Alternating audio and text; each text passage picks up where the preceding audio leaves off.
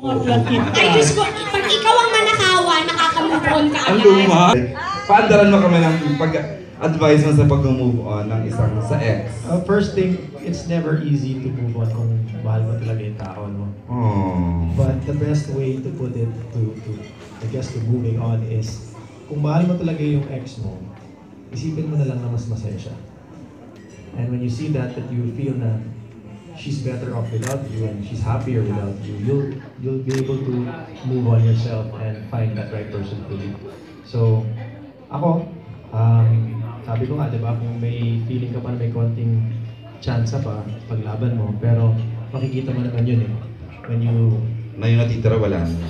Yeah, and if you can see that she's happier with somebody else or she's just happier to be set free, not in a relationship with you anymore, dapat masaya ka kasi kung hindi, sarili mo lang iniisip mo.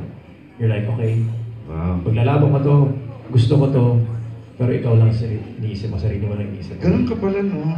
Kung gusto mong mas masaya ka dyan, then you gotta let it go. So, I tell myself she's happier